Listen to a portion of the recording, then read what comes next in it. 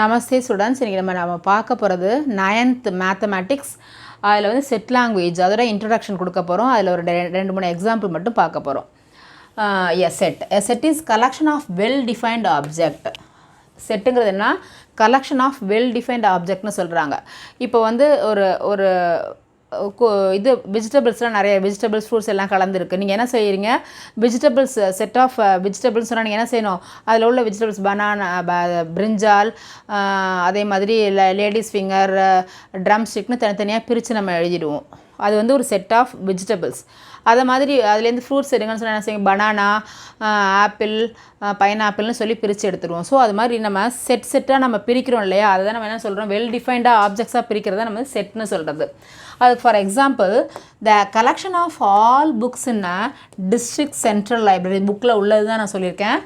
The collection of all books in a district central library. Central லைப்ரரியில் உள்ள எல்லா புக்ஸும். அதே மாதிரி the collection of all colours in a rainbow. ரெயின்போவில் உள்ள எல்லா கலர்ஸ். அது மாதிரி நம்ம வந்து செட்டில் எழுதுவோம். செட்டு வந்து நம்ம செட்டுன்றோம். இந்த செட்டை பற்றி பேசுகிறதுக்கு முன்னாடி அதுக்கு செட்டுக்கு ஒரு ப்ராக்கெட் போடுவோம். அந்த ப்ராக்கெட் எப்படின்னா, நம்ம நிறைய ப்ராக்கெட்ஸ் போடுவோம். இப்படி ஒரு ப்ராக்கெட் போடுவோம், இப்படி ஒரு ப்ராக்கெட் போடுவோம், அப்புறமே இது மாதிரி ஸ்கொயர் ப்ராக்கெட் போடுவோம். இது மாதிரி நிறைய ப்ராக்கெட்ஸ் இருக்குது. அதில் இந்த செட் லாங்குவேஜுக்கு இந்த ப்ராக்கெட் தான் நம்ம யூஸ் பண்ண போகிறோம். இங்கே பாருங்கள், எக்ஸாம்பிள் 1.1. அந்த எக்ஸாம்பிள் 1.1 சொல்கிறதுக்கு முன்னாடி நமக்கு ஃபஸ்ட்டு இண்டெக்ஸில் பார்த்தீங்கன்னா வந்து நிறைய சிம்பிள்ஸ் கொடுத்துருப்பாங்க. 9th புக்கில் நிறைய சிம்பிள்ஸ் கொடுத்துருப்பாங்க. அதை கொண்டு போய் அதை ஒரு ட்ரிப்பு வந்து கோத்ரூ பண்ணிடுங்க. இங்கே பார்த்தீங்கன்னா, இங்கே பாருங்கள், இப்படி ஈ மாதிரி போட்டிருக்கலையா? சி மாதிரி போட்டு இப்படி போட்டிருக்கலாம், ஈ மாதிரி இருக்கலாம். நம்ம எப்படி படிப்போம்? Belongs to. இதை நம்ம இப்படி போட்டு அடிச்சோன்னா என்ன சொல்லுவோம்? நாட் பிலாங்ஸ் டு அப்படின்னு சொல்லுவோம். அப்படின்னா என்ன மீனிங்னா பாருங்களேன், இங்கே இந்த சம்மை பார்க்கும்போது உங்களுக்கு புரியும். ஏன்னு ஒரு செட் கொடுத்துருக்காங்க. எக்ஸாம்பிள் 1.1 என்ன கொடுத்துருக்காங்க? ஏன்னு ஒரு செட். அது பேஜ் நம்பர் 3 இருக்குது. அந்த ஏல பார்த்தீங்கன்னா அஸ்வின், முரளி விஜய், விஜய் சங்கர், பத்ரிநாத்னு ஒரு 4 பேருடைய நேம் செட்டாக கொடுத்துருக்காங்க. ஒரு collection of well defined object மாதிரி. இங்கே என்ன கொடுத்துருக்காங்க? இவங்கெல்லாம் வந்து நினைக்கிறேன் கிரிக்கெட் பிளேயர்ஸ்ன்னு நினைக்கிறேன். ஸோ அவங்களுடைய நேம் வந்து கொடுத்துருக்காங்க. ஒரு 4 நேம் மட்டும் கொடுத்துருக்காங்க. அது செட் ஏல இருக்குது. இப்போ என்ன கேட்டிருக்காங்க? fill in the blanks with appropriate symbol belongs to or non belongs to அப்படின்னு கொடுத்துருக்காங்க. நாட் பிலாங்ஸ் டுன்னு கொடுத்துருக்காங்க. இப்போ அப்படின்னா என்ன மீனிங்? பிலாங்ஸ் டுனா என்ன மீனிங்? இப்போ வந்து அஸ்வின்கிறவர் ஏல இருக்காரா? அஸ்வின்கிறவர் ஏ செட்டில் இருக்காரா? இப்போ இதெல்லாம் சொல்கிறீங்களா, 2020 மேட்ச்லாம் சொல்கிறீங்க. அதில் வந்து நீங்கள் என்ன சொல்கிறீங்க? இப்போது வந்து நம்ம சென்னை சூப்பர் கிங்ஸ்னு சொன்னால் நீங்கள் என்ன செய்வீங்க? அதில் யார் யார் இருக்கான்னு சொல்லுவாங்க இல்லையா? சப்போஸ் நம்ம வந்து வேறு யாராவது ஒரு பிளேயரை நான் சொல்லும்போது நீங்கள் என்ன சொல்லுவீங்க? Not belongs to Chennai super கிங்ஸ்னு சொல்லுவோம். இல்லை இப்போ தோனி இருக்காருன்னு சொன்னால் என்ன சொல்லுவோம்? தோனி வந்து பிலாங்ஸ் டு சென்னை சூப்பர் கிங்ஸ்னு சொல்லுவோம். இப்போ உங்களுக்கு புரிஞ்சிருக்குன்னு நினைக்கிறேன். ஸோ இப்போ இங்கே பாருங்கள், அஸ்வின் இருக்குது, முரளி விஜய் இருக்கார், அதே மாதிரி விஜய் சங்கர் இருக்கார், பத்ரிநாத் இருக்கார் செட் ஏல. இப்போ இவங்க கொடுத்துருக்க 5 சப்டிவிஷன் கொஸ்டின்ஸ் கொடுத்துருக்காங்க. அது வந்து பிலாங்ஸ் டுவா நாட் பிலாங்ஸ் டுவா? அவங்களாம் ஏல இருக்காங்களா? கொடுத்துருக்க நேம்லாம் ஏல இல்லையா? இருந்தாங்கன்னு சொன்னால் நம்ம பிலாங்ஸ் டு போட போகிறோம், இல்லைன்னா நாட் பிலாங்ஸ் டுன்னு போட போகிறோம். முரளி விஜய் பாருங்கள், முரளி விஜய் செட் ஏல இருக்காரா? போய் பாருங்கள், முரளி விஜய் இருக்காரா? இருக்காரு. ஸோ நம்ம இங்கே என்ன போடணும்? முரளி விஜய் இருந்தார்னா நம்ம போட வேண்டியது பிலாங்ஸ் டு. முரளி விஜய் தான் நம்ம போட வேண்டியது என்னது? Belongs to. அடுத்தது செகண்ட் கொஸ்டின் பாருங்கள், அஸ்வின் இருக்காரா? செட்டில் ஃபஸ்ட்டு அவர் தான் இருக்கார். ஸோ அப்போ என்ன போடணும்? பிலாங்ஸ் டுவா நாட் பிலாங்ஸ் டுவா? Belongs to. அடுத்தது பத்ரிநாத். இங்கே என்ன இருக்குது? பத்ரிநாத். பாருங்கள், அஸ்வின் இருக்கார், முரளி விஜய் இருக்கார், விஜய் சங்கர் இருக்கார், அப்புறம் யார் இருக்கார்? பத்ரிநாத்தும் இருக்கார். ஸோ அவரும் என்னது? பிலாங்ஸ் டு ஏ தான். So Murali Vijay belongs to A, Ashwin belongs to A. A means எங்கள் செட்டு.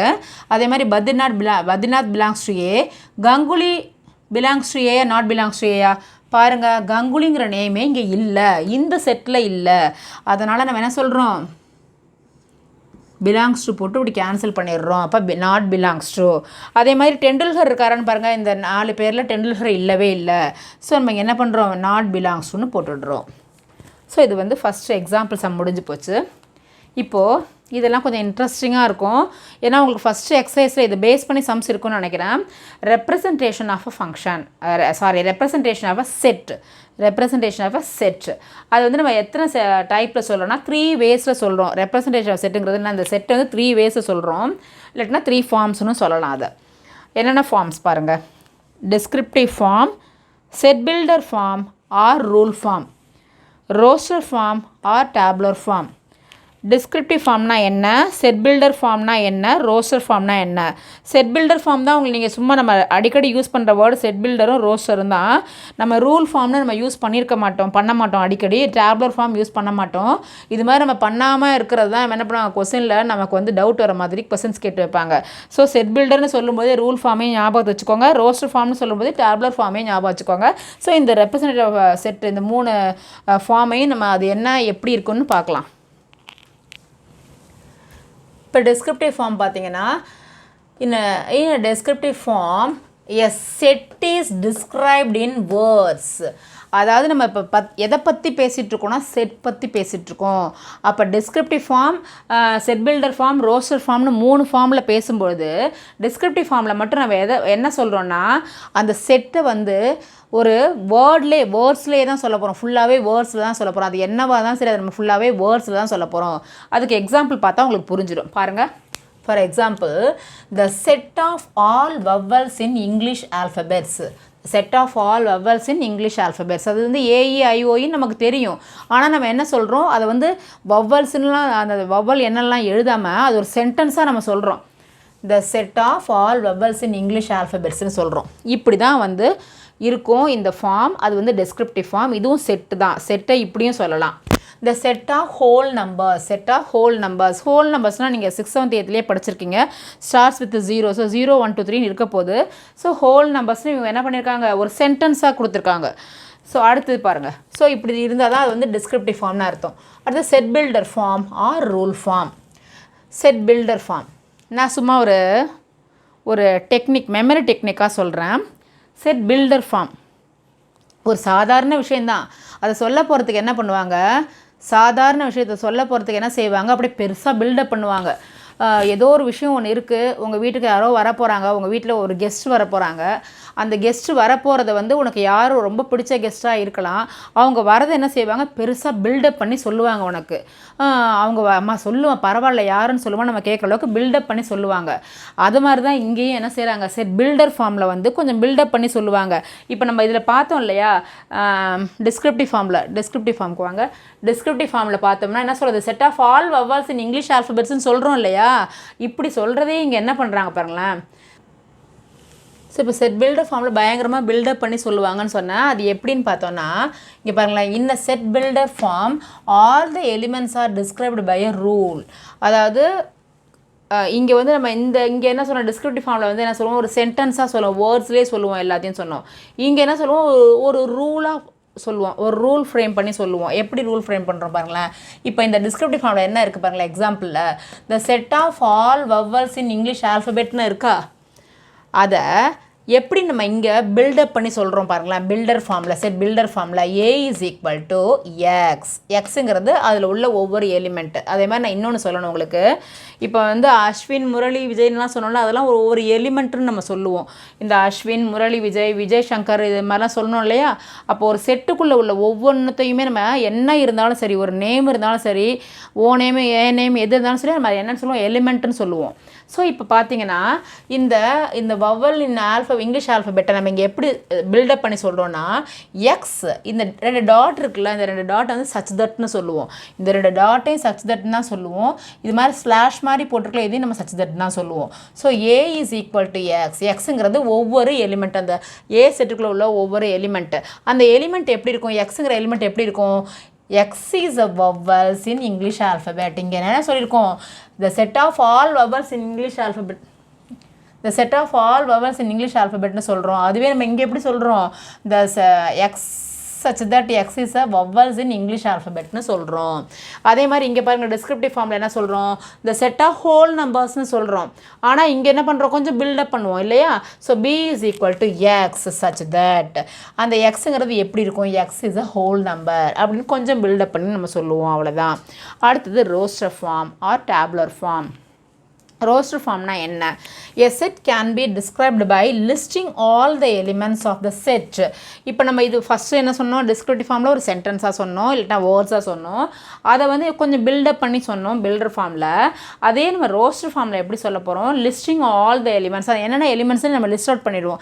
எப்படி பண்ணுவோம், அதுவும் ஒரு மெமரி டெக்னிக். எப்படின்னா, உங்களுக்கு இதெல்லாம் சம்டைம்ஸ் இது டிஸ்கிரிப்டிவ் ஃபார்ம்னா என்னதுன்னு குழம்பக்கூடாது இல்லையா, அதுக்காக இது ஒரு சின்ன சும்மா ஒரு டெக்னிக் தான் இது. இது வந்து சம்முக்கு ஒர்க் அவுட் ஆகிற மாதிரி சும்மா யோசிச்ச மெமரி டெக்னிக் தான். ரோஸ்ட் ஃபார்ம்னா ரெடி டு ஈட்னு ஞாபகம் வச்சுக்கோங்க. இதெல்லாம் வந்து இது வந்து சிக்கனை பில்டப் பண்ணி சொல்கிறது. இன்றைக்கி அப்பா வந்து இது மாதிரி வாங்கிட்டு வந்துருக்காங்கன்னு சொல்கிறது, பில்டப் பண்ணி சொல்கிறது பில்டர் ஃபார்ம். அந்த சிக்கனை வந்து நீ சாப்பிட்றதுக்கு ஏற்ற மாதிரி ரெடி பண்ணி வைக்கிறது, டக்குன்னு எடுத்து யூஸ் பண்ணுற மாதிரி ரெடி பண்ணி வைக்கிறது, ரெடி டு ஈட். அதை ஞாபகம் வச்சுக்கோங்க, ரோஸ்டர் ஃபார்ம். சரியா, நான் சும்மா ஒரு எக்ஸாம்பிளுக்காக தான் சொல்கிறேன், மெமரி டெக்னிக் தான் இது. ஸோ இப்போ பாருங்கள், a set can be described by listing all the elements of the set. அப்போ ஃபஸ்ட்டு நம்ம என்ன சொல்கிறோம், ஒரு சிக்கன் பற்றி பேசுகிறோம். அடுத்து என்ன பண்ணுறோம், அந்த சிக்கன் அப்பா வாங்கிட்டு வர போகிறாங்கிறத ஒரு பில்டப் பண்ணி சொல்கிறோம்.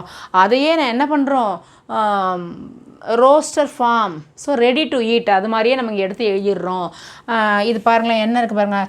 ஃபார் எக்ஸாம்பிள் பாருங்கள், இங்கே ஃபஸ்ட்டு நமக்கு அங்கே அந்த செட் ஆஃப் ஆல் வவ்வல்ஸ்னு சொன்னோம் இல்லையா, அப்போ இங்கே வவ்வல்ஸே எடுத்து எழுதிட்டோம். இப்போ நம்ம சம்மு போகிறதுக்கு ரெடியாக இருக்காது.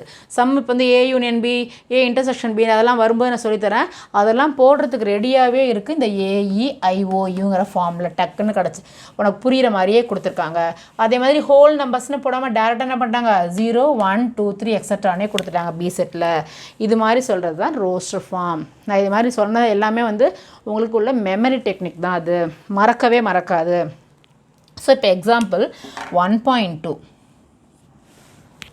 Right the letter of the following words in roster form. உங்களுக்கு தெரியும், ரெடி டு ஈட்னு சொல்லி கொடுத்துருக்கேன். அதாவது நீ ஒரு சம்மு போட போகும்போது உனக்கு டக்குன்னு அதுக்கேற்ற மாதிரி ஈஸியாக அந்த செட்டே உனக்கு எடுத்து எழுதுறது தான் ரோஸ்டர் ஃபார்ம். இப்போ பாருங்களேன், அசஸ்மெண்ட் ASSESSMENTன்னு இருக்குது அசஸ்மெண்ட்டு. அதை நம்ம என்ன பண்ண போகிறோம், இந்த ஃபாலோயிங் வேர்ட்ஸ் வந்து நம்ம ரோஸ்டர் ஃபார்மில் எழுதிருக்காங்க இல்லையா, அப்போ நான் என்ன பண்ணுறேன், அசஸ்மெண்ட்டை X = இங்கே உள்ள எல்லா லெட்டர்ஸையும் திரும்ப எழுதக்கூடாது. செட்டில் வந்து ஒரு லெட்டரை ரிப்பீட் ஆகிற லெட்டர்ஸை 1 டைம் தான் எழுதணும். ரிப்பீட் ஆகிற லெட்டர்ஸை 1 டைம் தான். இங்கே பாருங்கள், A எழுதியாச்சு, S 1 டைம் போட்டாச்சு, Eயும் 1 டைம் போட்டாச்சு. ஆல்ரெடி இங்கே S இருக்கிறனால இந்த Sஐ எழுதலை. அப்புறம் M போட்டாச்சு, ஆல்ரெடி இங்கே E இருக்கிறனால அதை எழுதலை. ஸோ NTன்னு போட்டாச்சு, கம்மா போட்டு ரெடியாக சர்வ் பண்ணுறதுக்கு ஏற்ற மாதிரி எடுத்து எழுதி வச்சாச்சு. அதேமாதிரி பிரின்சிபாலில் பாருங்கள், PRINCIPALன்னு இருக்கா, அப்போது